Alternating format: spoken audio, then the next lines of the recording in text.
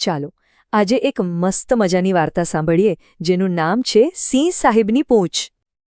એક સવાલ છે, શું એક નાનકડું પણ હોશિયાર સસલું એક મોટા તાકાતવર સિંહને હરાવી શકે?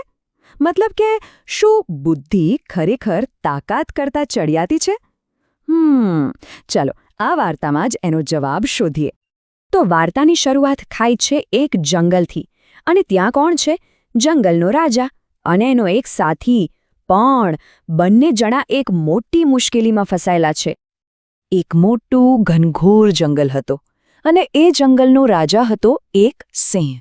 કોઈ એવો તેવો નહીં, પણ એવો રાજા જેનો આખા જંગલમાં દબદબો હતો. પણ કહેવાય છે ને કે સમય કોઈને નથી છોડતો, રાજા હોય કે રંક. તો આ સિંહ હવે ઘરડો થઈ ગયો હતો. એનામાં પહેલા જેવી તાકાત નહોતી રહી કે એ જાતે શિકાર કરી શકે. તાકાત ઘટતી ગઈ અને ભૂખ વધતી ગઈ. હવે પરિસ્થિતિ સાવ ગંભીર બની ગઈ હતી. સિંહ અને એનો સાથી એક શિયાળ બંને છેલ્લા 3-4 દિવસથી ભૂખ્યા ટળવળતા હતા.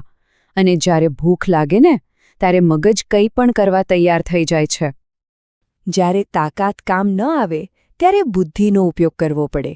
અને અહીંયા શિયાળના મગજમાં એક ચાલાકીભરી યોજના ઘડાઈ રહી હતી. અને બરાબર એ જ વખતે શિયાળની નજર દૂરથી આવતા એક સસલા પર પડી. બસ જાણે ભૂખ્યાને ખાવાનું મળી ગયું હોય. એના ભેજામાં તરત જ એક પ્લાન તૈયાર થઈ ગયો. તો પ્લાન શું હતો? એકદમ સિમ્પલ પણ ચાલાકીથી ભરેલો.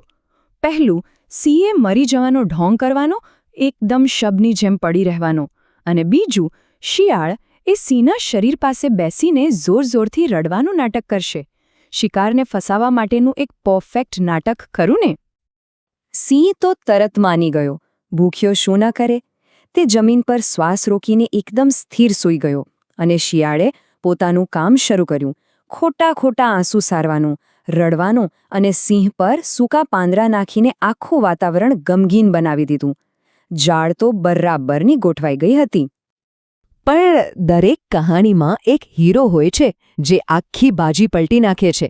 અને આપણી આ વાર્તાનો હીરો તાકાતથી નહીં પણ દિમાગથી લડવાવાળો હતો. તો પેલું સસલું ધીમે ધીમે નજીક આવ્યું. એણે આ બધું જોયું અને એકદમ ભોળા ભાવે પૂછ્યું, અરે શિયાળભાઈ, આ બધું શું ચાલી રહ્યું છે? એને કંઈક તો અજીબ લાગી રહ્યું હતું. શિયાળે તરત જ પોતાનો પાસો ફેંક્યો. એકદમ દુઃખી અવાજમાં બોલ્યો, અરે ભાઈ, દેખાતું નથી? આપણા રાજા સિંહ સાહેબ ગુજરી ગયા. ચાલ જલ્દી અહીં આવ, મને એમને દાટવામાં મદદ કર. પણ સસલું ભોળું હતું, મૂરખ નહીં. એણે મનમાં વિચાર્યું, શિયાળ અને સિંહ માટે આટલું દુઃખી થાય? આ વાત કંઈક ગળે ઉતરતી નથી. દાળમાં કંઈક કાળું જરૂર છે. બસ આ એક શંકાએ જ આખી રમત બદલી નાખી. અને અહીં સસલાએ વાપરી એની જોરદાર બુદ્ધિ. એણે એકદમ ગંભીર થઈને શિયાળને કહ્યું, અરે શિયાળભાઈ, તમારી કંઈક ભૂલ થતી લાગે છે. મેં તો સાંભળ્યું છે કે સિંહ જ્યારે મરી જાય ત્યારે એનું શરીર ભલે અક્કડ થઈ જાય, પણ એની પૂંછડી તો હલતી જ રહે છે. અહીં તો રાજાની પૂંછડી જરાય હલતી નથી. અને પેલો સિંહ જે બધું સાંભળી રહ્યો હતો એ તો ફસાઈ ગયો. એને થયું કે અરે બાપરે, મારા નાટકમાં આ ભૂલ રહી ગઈ. બસ આ વિચાર આવતા જ એણે પોતાની પૂંછડી પટપટ હલાવવા માંડી. અને ખેલ ખતમ. એક જ સેકન્ડમાં આખી યોજના પર પાણી ફરી વળ્યું.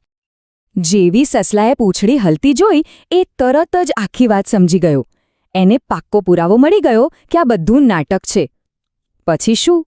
એણે એક સેકન્ડ પણ ત્યાં ન રોકાતા એવી તો દોડ મૂકી કે સીધો જ જંગલમાં ગાયબ.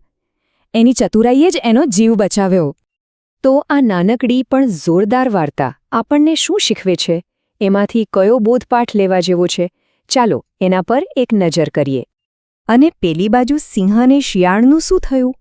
બંને બિચારા ભૂખ્યા જ રહી ગયા. એમની ચાલાકી એમના પર જ ભારે પડી. હવે તેઓ કોઈ બીજા શિકારને મૂરખ બનાવવાની રાહ જોતા બેઠા હતા. તો આ વાર્તાનો સાર શું છે?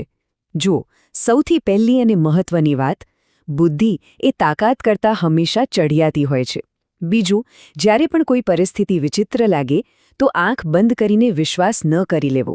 ત્રીજું, ધ્યાનથી જોવાથી અને નાની બાબતોનું નિરીક્ષણ કરવાથી સાચી વાત સામે આવી શકે છે. અને છેલ્લે, કટોકટીના સમયે ઝડપથી વિચારવાની ક્ષમતા આપણો જીવ પણ બચાવી શકે છે. અને હવે અંતમાં એક સવાલ, જરા વિચારો, જો એ સસલાની જગ્યાએ આપણે હોત તો સિંહ જીવતો છે કે નહીં એ જાણવા માટે કઈ યુક્તિ અજમાવત? ખરેખર વિચારવા જેવો સવાલ છે, બરાબર ને? કારણ કે બુદ્ધિ અને યુક્તિઓની કોઈ સીમા નથી હોતી.